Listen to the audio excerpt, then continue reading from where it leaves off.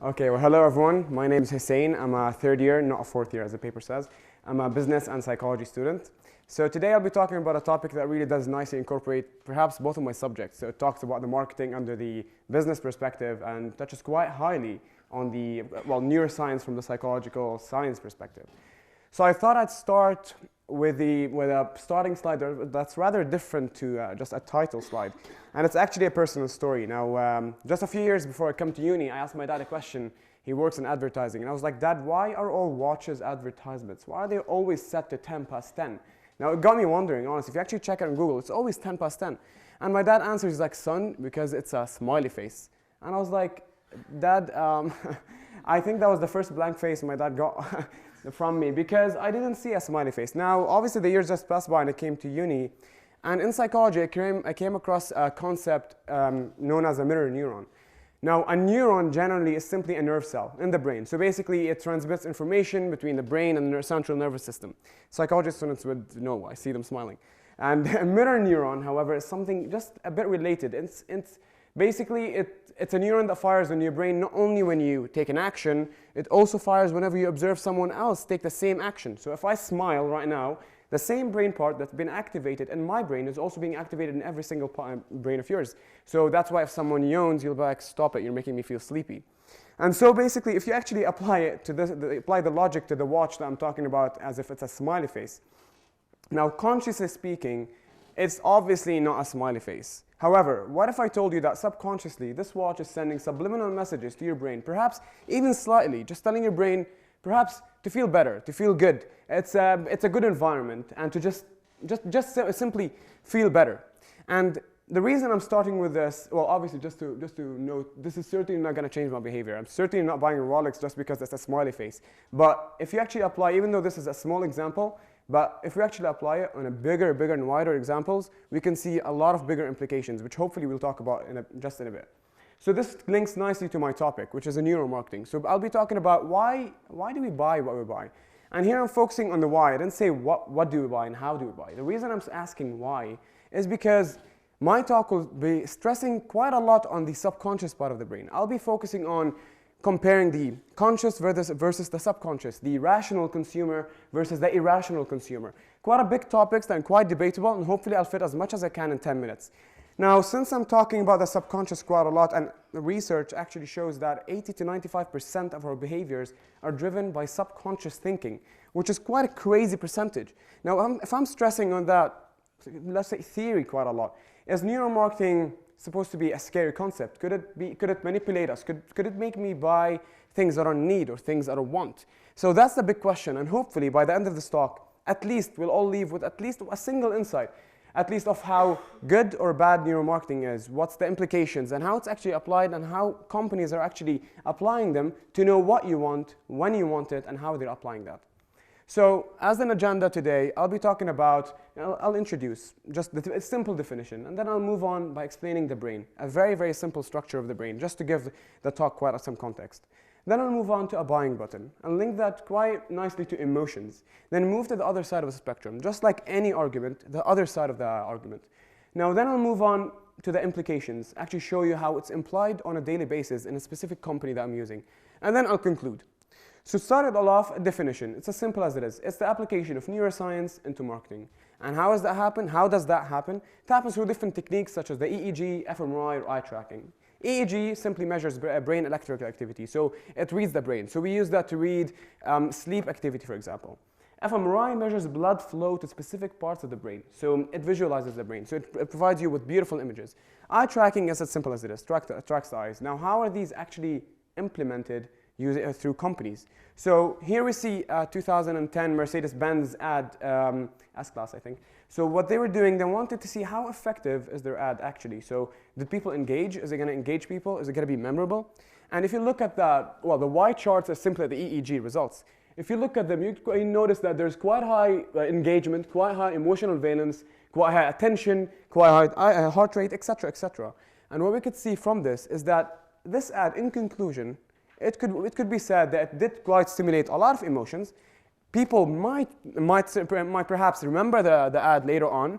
People might not necessarily consume or buy a Mercedes right after seeing this ad. However, People might remember specific scenes of the ad, or people might tell their friends about the ad, or even in 10 to 15 years, when you're perhaps in the suitable income level, you might actually subconsciously change your behavior and consume a Mercedes. Now, why is this all important, and why do you even have to listen to me today? Traditional marketing is enough, isn't it? Sadly, it's not. Now, the reason it's not is because traditional marketing is prone to what is known, well, I call filters. So filters such as social conditioning or social conformance. So we as humans, we like to conform to society. Well, it's evolution, basically. We like to conform to tribes and join groups. So sometimes when you ask a question, the answer isn't necessarily the accurate actual answer, because what you actually want, what you actually say isn't necessarily what you feel. And that's what happens with traditional marketing, is that it distorts results. And in conclusion, basically, it distorts the marketer's results, and as a result, we get the wrong product, so incompatible. Neuromarketing does kind of like counters for exactly this problem. It goes deeply into the brain and goes to the why and the subconscious parts of the brain, which dominate, as I said before, most of our behaviors. And basically, it looks at the truth and goes just a step further. However, it's a big, big step further. So just that, that's possibly my conclusion why we have lie detectors, for example. That's exactly what they do. They look exactly deep into your brain to see whether people are lying or not. Now, the brain. Quite scary, but it's not. I made it simple. So basically 3 different parts. So we have the neocortex, which is basically known as the new brain. And that's basically the conscious part of the brain. And that's what's rational and what traditional marketers simply use. The other 2 parts are the limbic system and the reptilian brain. These are the kind of emotional and subconscious parts of the brain.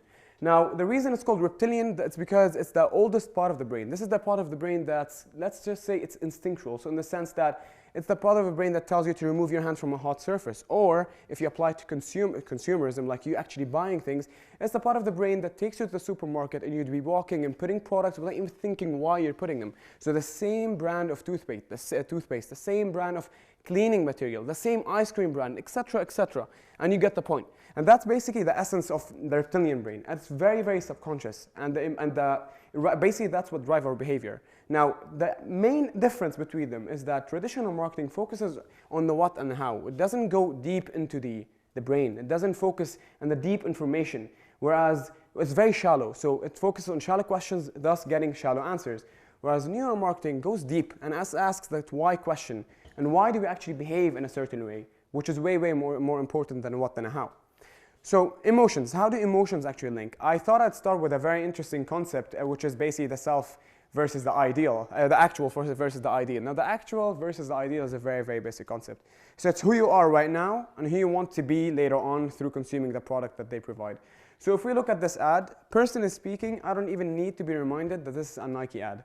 Now, the reason I don't need to be reminded is because automatically I make an association between Nike and Cristiano Ronaldo, for example. And so I know that's a Nike ad. Now, this is what's happening at a conscious level. Now, what's happening at a subconscious level is something just a bit different, is that I'm not necessarily looking at this and seeing a brand and a person. Rather, I'm seeing a brand and a personality. And a personality goes deeper into the person. Now, this, of course, doesn't apply to every single person here, because the Nike, at its essence, it focuses mainly on sports people. So if you're a sports fan, or if you want to be a football player, what you read out loud from this is that it says Nike associated with the best football player in the world. Highly debatable, but like the best football player in the world. So, and you want to be that person. So that's your ideal self. So to get from your actual self, your ideal self, you only go through the medium provided. And the medium provided is Nike shoes, which is extremely subtle in this ad. However, you as a consumer, because they simulated some emotions, created some disequilibrium, let's call it, you will walk into the store and you'll buy the shoes and you'll be happy about it. Now, let's go deeper into the brain, deeper into hormones more specifically. I found this, it's actually about Ben and his father. So Ben basically, it's a very sad story. So Ben has cancer, then Ben gets chemotherapy, but his father was saying it in such a sad way. Now, this story was used in a study to see how people actually react to them and how their behaviors change. And they looked at hormones. Now, they found 2 specific hormones to be secreted. The first one being oxytocin. Oxytocin is responsible for care and empathy. It's the same hormone that's secreted during childbirth, creates bonding between the mother and the child. That's how strong it is. The other hormone is cortisol. That's a distress hormone. That's what makes us focus. And what's interesting and significant is that they found that a higher secretion of these hormones was actually correlated with a higher charitable work.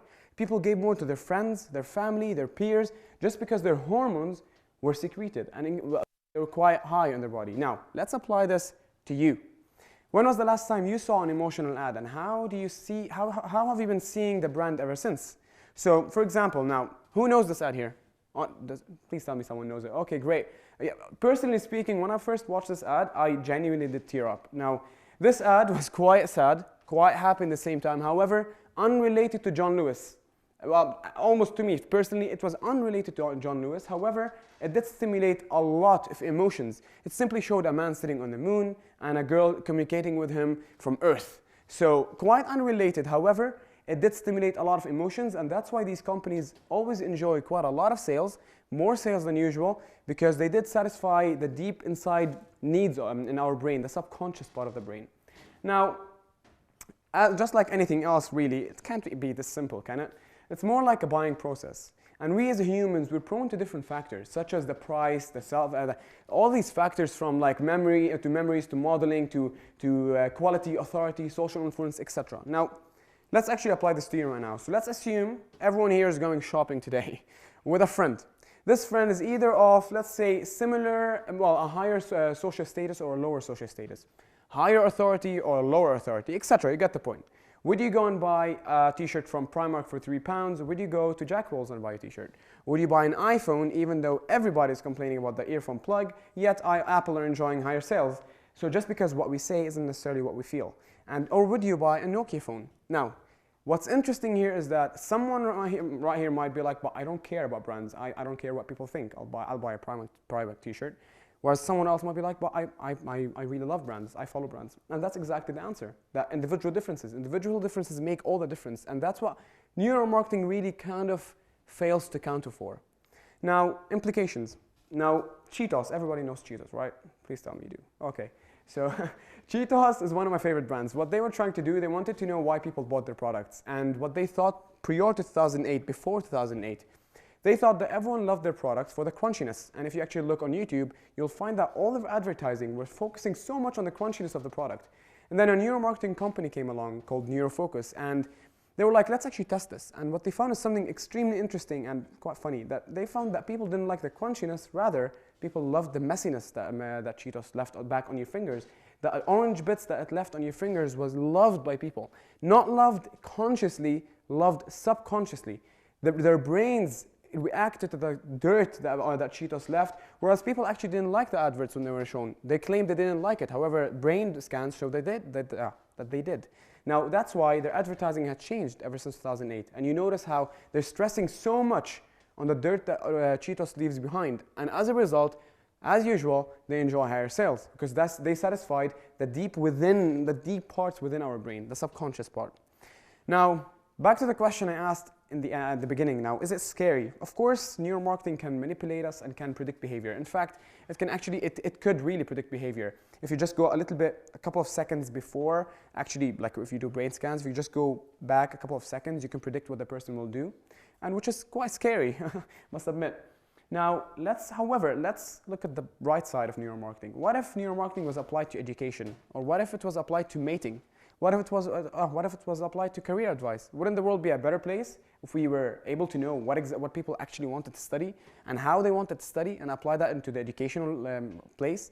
Or mating behavior, instead of swiping left or right all day, like actually knowing what you like in other people and put that in a database and then match people? That would be, I think the world would be a better place that way. So in conclusion, I really believe that neuromarketing is the means of providing us with the right product at the right place, at the right price, at the right time. So thank you very much.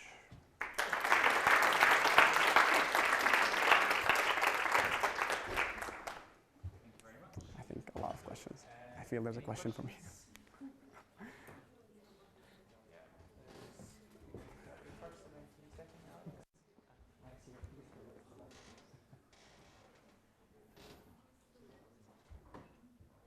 Yeah. Okay, so earlier you explained the brain parts and what they were responsible for. Yeah. So which part of the brain exactly is responsible for buying? Okay, big question. You see, the brain, something about the brain is quite paradoxical, and that's a problem with it, is that, so for example, I'll use one part of the brain called the amygdala. So the amygdala is found deep into the subconscious parts of the brain, and the amygdala is usually known that's responsible for things like fear or aggression. But what's also paradoxical is that the amygdala is also responsible for lust. So you see, if X is activating part 1 in the brain, something else might also activate the same part of the brain. So not necessarily specific parts of the brain that are responsible for buying. However, from research, they found that, for example, if you, well, this is a long study, but like, for example, if you were to see a Coca-Cola, part of your brain would activate linked to memories or actions, making an action, and that's because of cultural reasons. That's because of how much advertising the brand does. So these parts of the brain kind of overlap, memories and all that. Yeah, thank you.